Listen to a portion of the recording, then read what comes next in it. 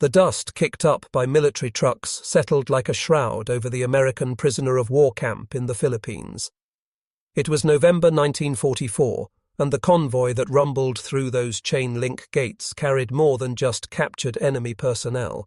It carried the weight of everything these women had been taught to fear about their fate. Inside the canvas-covered trucks, 37 Japanese nurses and civilian clerks sat in silence, their hands clasped so tightly their knuckles had turned white. Some were barely 19 years old. Others had spent decades serving in field hospitals across the Pacific. But age meant nothing now. They were prisoners, and in their minds, that meant something far worse than death. Nurse Akiko Tanaka pressed her face against the truck's metal frame, watching American soldiers through the gap in the canvas. She had expected snarling faces, cruel eyes, the kind of brutality their military instructors had drilled into their minds during endless propaganda sessions. Instead, she saw young men, some barely older than her patients, directing traffic with calm efficiency. Their uniforms were clean, their movements deliberate but not aggressive. This wasn't the hell she had been prepared for. The truck lurched to a stop, and Akiko felt her stomach drop. Around her, the other women began to whisper prayers, not for salvation, but for the strength to endure what they believed was coming. They had been told that capture meant dishonor worse than any battlefield death, that American soldiers would strip them of dignity, humanity, everything that made them who they were. But as the canvas flaps were pulled back and sunlight flooded the truck bed, something unexpected happened. The American sergeant who gestured for them to climb down didn't bark orders or brandish weapons. His voice was firm but measured, professional. "Easy does it, ladies. Watch your step." The women exchanged glances of confusion. Where was the hatred? Where were the jeers, the cruelty, the violence they had been conditioned to expect? Instead, they found themselves being escorted into a camp that looked nothing like the nightmare of their imagination. The barracks were clean. The grounds were organized. There were no torture devices, no execution walls, no signs of the systematic brutality they had been warned about.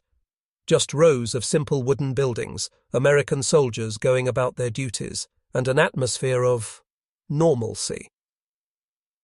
As they were led toward their assigned quarters, Nurse Tanaka caught herself thinking something that felt almost treasonous. Perhaps everything they had been told was wrong. The first meal came 2 hours after their arrival, and it might as well have been poison for all the trust the women placed in it. Rice, not the watery gruel they expected, but actual rice. Canned vegetables, even small portions of meat. The American mess sergeant, a stocky man from Minnesota named Bill Henderson, ladled the food onto their metal trays with the same casual efficiency he showed everyone else. No special contempt, no deliberate cruelty, just routine. But routine felt dangerous when you had been taught to expect torture. In her diary that night, Nurse Michiko Sato wrote with trembling fingers, "They feed us as if we are human beings.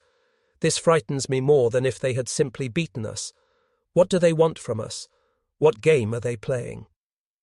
The women huddled in their barracks after lights out, voices dropping to whispers as they tried to make sense of their situation. Everything contradicted what they had been told. The guards who patrolled outside their building carried rifles, yes, but they walked with relaxed gaits. Some even hummed American songs under their breath. "It's a trick," insisted Keiko Yamamoto, a clerk who had worked in Manila before the capture. "They're trying to make us drop our guard. Soon they'll show their true nature." But as days passed, that true nature never emerged. Instead, small kindnesses began to accumulate like drops of water wearing away stone.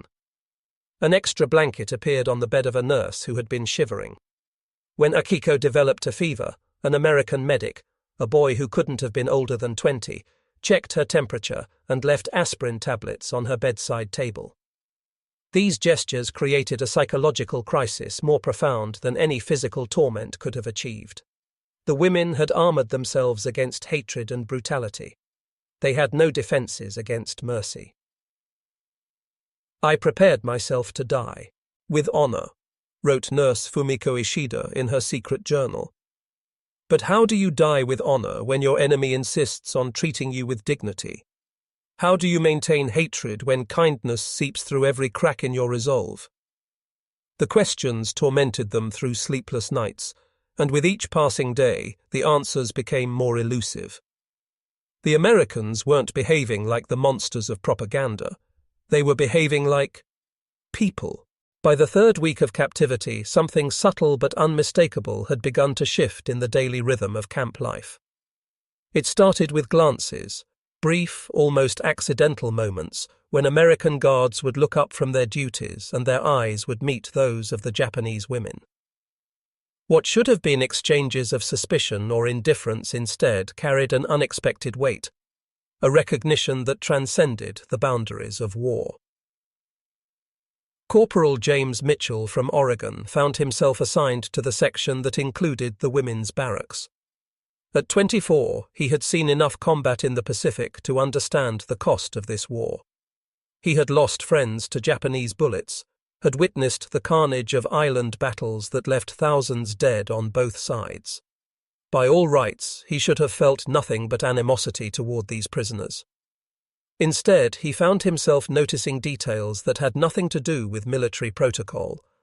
The way Nurse Tanaka would carefully arrange the few personal items she had been allowed to keep. How the youngest of the women, barely out of her teens, would stare at the camp's perimeter fence with an expression of such profound sadness that it made his chest tight. These weren't the faceless enemy combatants of military training films. They were individuals with stories, fears, hopes, all the messy complications of humanity that war tried so hard to erase. The women, meanwhile, were conducting their own quiet observations. They noticed that the American soldiers weren't the brutal caricatures of their propaganda posters. These young men wrote letters home, showed pictures of girlfriends and mothers, laughed at shared jokes that had nothing to do with conquest or cruelty. Nurse Sato began to document these observations in her diary with the meticulous attention of a field researcher. The tall one with dark hair, he feeds stray cats that wander far into the camp. The sergeant with the kind eyes always ensures our laundry water is warm. They are not the demons we were told to expect. But recognition brought its own dangers. In the barracks, tensions began to emerge between the women who clung to their original expectations and those who were beginning to see their captors as human beings. Some viewed any softening of attitude as a betrayal of their duty, their country, their fallen comrades. "We must not let them seduce us with false kindness," warned Keiko Yamamoto during one of their whispered evening conferences. "This is how they break our spirits, not with torture, but with the illusion of compassion." Yet even as she spoke these words, Keiko found herself remembering the American medic who had spent extra time ensuring her infected cut was properly cleaned and bandaged. His hands had been gentle, professional, unmarked by the callousness she had expected from an enemy. December brought cooler weather to the Philippines, and with it a revelation that would shake the women's understanding of their situation to its very foundation. It began with blankets. Not the thin, regulation-issued covers they had been given upon arrival, but thick, warm wool blankets that appeared on their beds without explanation. When Nurse Tanaka asked about them during the morning roll call, Corporal Mitchell simply shrugged and said they had extras in storage. But Akiko had seen him the night before, quietly distributing the blankets after lights out, moving between the beds with the careful attention of someone who genuinely cared about their comfort. This wasn't military efficiency, it was compassion, and it terrified her more than any threat of violence ever could have. "I knew how to be brave against cruelty," she wrote in her journal that night, "but how do you steel yourself against kindness? How do you maintain your hatred when your enemy tucks you in like a worried older brother?" The small acts multiplied, an extra ladle of soup when the women looked particularly thin, fresh fruit that somehow found its way to their mess trays, despite not being part of the regular rations. When Nurse Ishida developed a persistent cough, American medical staff provided her with actual medicine, not the bare minimum required by prisoner protocols, but genuine care that prioritized her health over bureaucratic efficiency. These gestures created a psychological warfare more effective than any interrogation technique. The women found themselves caught in an impossible position, maintaining loyalty to their country while feeling genuine gratitude toward their captors. Sergeant Bill Henderson, the mess hall supervisor, began to learn basic Japanese phrases, not for military intelligence purposes, but simply to make the women more comfortable during meal times. His attempts at pronunciation were often clumsy, but the effort was unmistakable. When he managed to ask, "Oishi desu ka?" "Is it delicious?"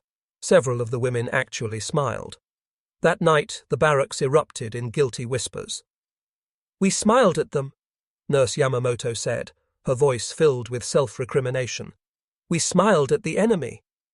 "But he was trying to be kind," countered young Nurse Hayashi, the youngest of their group. "He wanted to know if we liked the food. What harm is there in acknowledging kindness?" The debate that followed revealed the deep fractures beginning to appear in their group solidarity. Some of the women viewed any positive interaction with their captors as a dangerous slope toward collaboration. Others argued that recognizing basic human decency wasn't the same as betraying their country. The Americans, unaware of these internal struggles, continued their quiet acts of consideration. Fresh water appeared in their wash basins each morning. Their laundry was returned cleaned and folded with military precision. Small repairs to their barracks, a loose board here, a drafty window there, were completed without fanfare. Each kindness was a small earthquake in the women's understanding of their situation, shaking loose the propaganda that had shaped their expectations and replacing it with something far more complex and troubling. The recognition that their enemies were capable of genuine human compassion. Winter deepened, and with it came a transformation that no military manual could have predicted or prepared either side to handle. It began in the spaces between words, in the moments when official duties gave way to something more personal and infinitely more dangerous. Eye contact that lasted a fraction of a second longer than protocol demanded. Smiles that appeared unbidden and disappeared just as quickly. A language of glances that spoke volumes in complete silence. Corporal Mitchell found himself taking increasingly circuitous routes past the women's quarters, telling himself it was part of his regular patrol duties. But he knew the truth.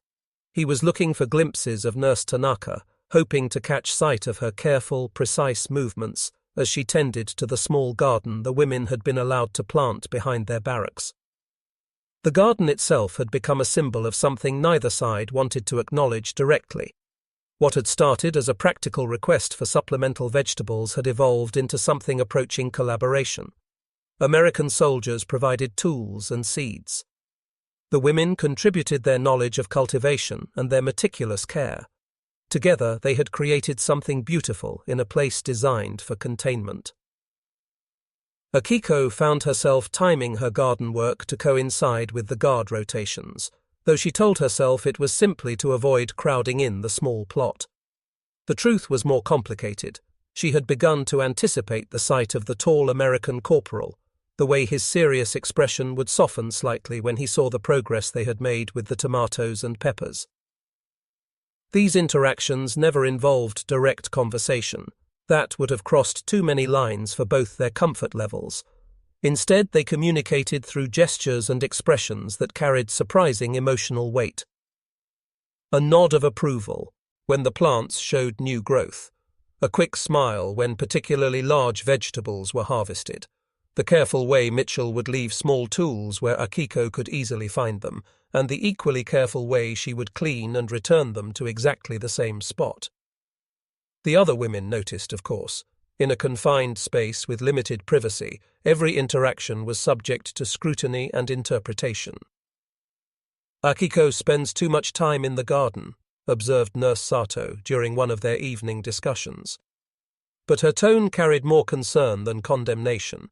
She had noticed similar changes in herself, particularly the way she had begun to anticipate conversations with the young American medic who checked their medical supplies each week.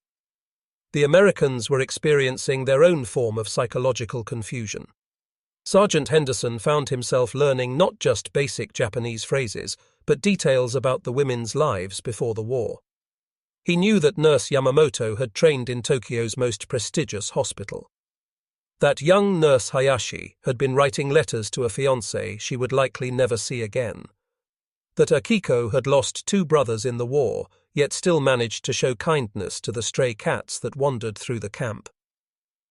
These personal details made it increasingly difficult to maintain the emotional distance that military service demanded. The women weren't faceless enemy prisoners anymore. They were individuals with stories, losses, dreams interrupted by circumstances beyond their control. By January 1945, the camp had developed its own unofficial communication network, a web of glances, gestures, and carefully neutral conversations that carried emotional undercurrents everyone recognized, but no one dared acknowledge openly. It started with small rumors that spread through both sides of the camp like wildfire. The American soldiers whispered among themselves about Corporal Mitchell's extra attention to security around the women's quarters. The Japanese women noticed that certain guards seemed to find more reasons to patrol past their barracks, and that these same guards had begun to learn not just functional Japanese phrases, but expressions of courtesy and concern. The most persistent rumor involved a letter, though no one could agree on the details. Some claimed that Nurse Tanaka had been caught writing in English. Others insisted that an American soldier had left a folded note near the garden, written in carefully practiced Japanese characters. The truth was probably far more innocent, but in the charged atmosphere of the camp, even the possibility of written communication between the groups carried revolutionary implications. Nurse Hayashi, the youngest of the women, found herself at the center of particularly intense speculation. Her interactions with the American medic who conducted their weekly health checks had evolved from purely professional exchanges to conversations that lasted longer than medical necessity required. She had begun teaching him Japanese names for common ailments, while he shared stories about medical practices he had learned in civilian hospitals back home. "It's educational," she insisted when the other women questioned her about these extended conversations. "Understanding their medical knowledge could be useful." But everyone recognized the careful way she prepared for these weekly meetings, how she would ensure her hire was neatly arranged, how she had begun saving small portions of her soap ration to keep her hands soft and clean. These weren't the preparations of someone simply interested in medical knowledge. The American side of the camp was experiencing similar tensions. Soldiers who had served together for months began to notice changes in each other's behavior. Mitchell's increased attention to his appearance on days when he had guard duty near the women's quarters. Henderson's careful pronunciation practice of Japanese phrases that went far beyond mess hall necessities. The way certain guards had begun to request specific assignment rotations. Their commanding officer, Captain Robert Sullivan, was well aware of what was developing under his watch. He had served in enough theatres of war to recognize the signs of soldiers forming emotional attachments to local populations. But this situation was more complex. These weren't local civilians, but enemy prisoners whose presence in his camp created unprecedented challenges for maintaining military discipline. Yet even Sullivan found himself conflicted. The women had proven to be model prisoners, cooperative, respectful, and genuinely helpful in ways that went beyond the requirements of their detention. They had volunteered to assist in the camp's medical facilities, had shared knowledge about local agricultural techniques, and had maintained the kind of dignified behavior that made it easy to forget they were technically enemy combatants. February brought an intensity to the camp's atmosphere that everyone felt but no one dared discuss directly. The careful dance of glances and gestures had evolved into something deeper, more profound, and infinitely more dangerous, emotions that transcended the boundaries of war itself. It was in the way Corporal Mitchell would pause slightly longer than necessary when passing the garden where Akiko worked, not to speak, but simply to exist in the same space for a few precious moments. The way she would time her activities to coincide with his patrol routes, creating opportunities for the kind of wordless communication that had become their shared language. Their relationship, if it could be called that, existed entirely in the realm of the unspoken. A carefully placed flower left on the garden gate, a small tool positioned exactly where she would need it for the day's work. The way he would ensure that the path near her barracks was always cleared of debris and obstacles. These gestures carried weight far beyond their apparent simplicity. In a world where direct communication was impossible, where cultural barriers seemed insurmountable, where the very nature of their circumstances made any relationship forbidden, they had found ways to express care that transcended language itself. Nurse Tanaka wrote in her diary, "It is not love as the poets describe it. There are no spoken declarations, no stolen kisses, no promises of future meetings.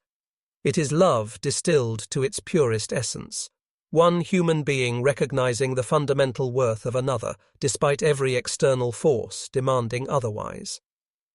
The other women watched this silent courtship with a mixture of fascination and concern. Some saw it as beautiful, proof that human connection could survive even the most restrictive circumstances. Others worried about the practical and emotional consequences of allowing such feelings to develop. Similar dynamics were playing out throughout the camp. Sergeant Henderson had begun leaving small gifts for the women, never anything that could be traced back to him directly, but items that appeared as if by magic. A bar of better soap, a small mirror, books in Japanese that he had somehow managed to acquire through military supply channels. The American medic who worked with Nurse Hayashi had progressed from teaching her English medical terms to sharing stories about his home in Iowa, his family's farm, his dreams of opening a rural medical practice after the war. She, in turn, had begun describing her childhood in Kyoto, the temple gardens where she had played as a child, her family's traditional tea ceremony practices.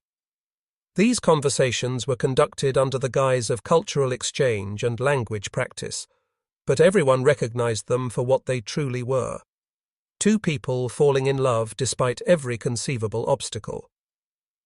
The tragedy was that everyone involved understood the impossibility of their situation, yet no one seemed capable of stopping the emotional connections that continued to deepen with each passing day.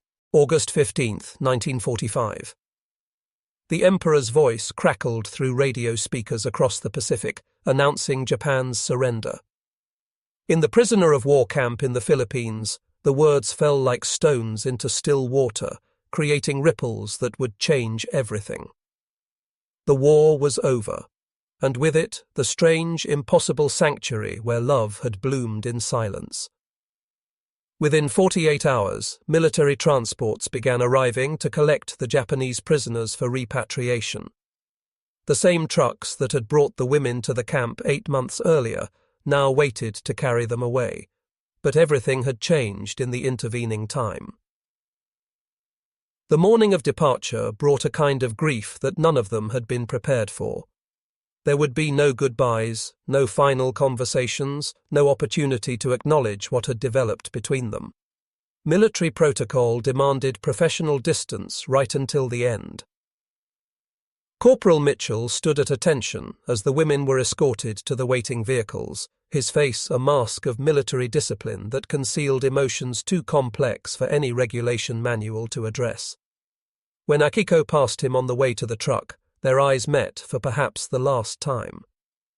In that glance was everything they had never been able to say: gratitude, affection, regret, and a kind of love that had transcended every boundary except the one that mattered most: the impossibility of their circumstances.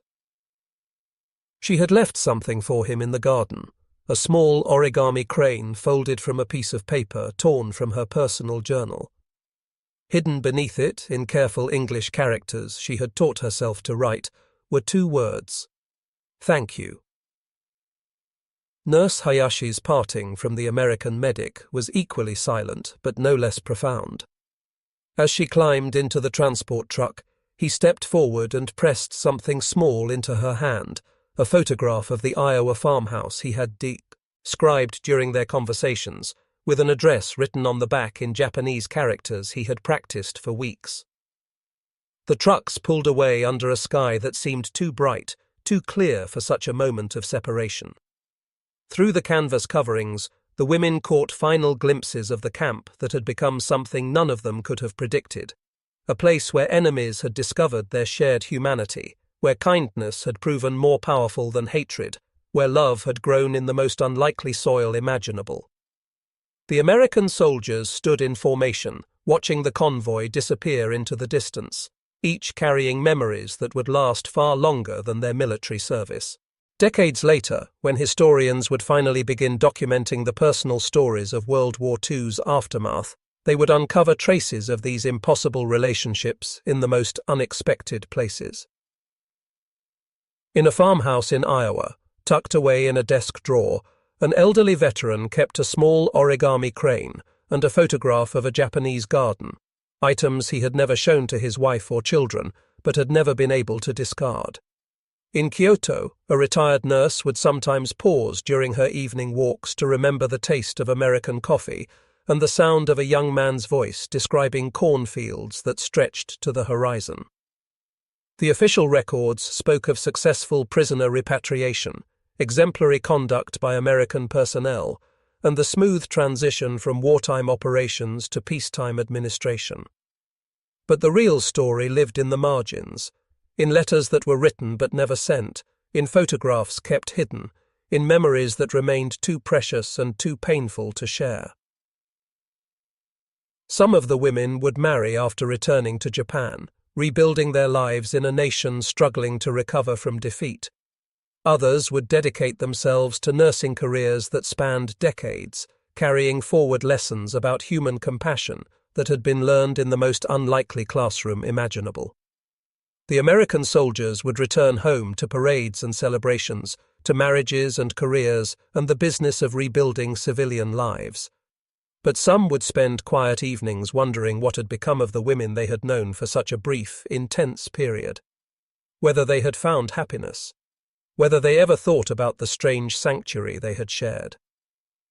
In 1975, 30 years after the war's end, a letter arrived at the American Red Cross, written in careful English by an elderly Japanese woman seeking information about American personnel who had served in a prisoner of war camp in the Philippines. The letter was polite, formal, and gave no indication of its true purpose.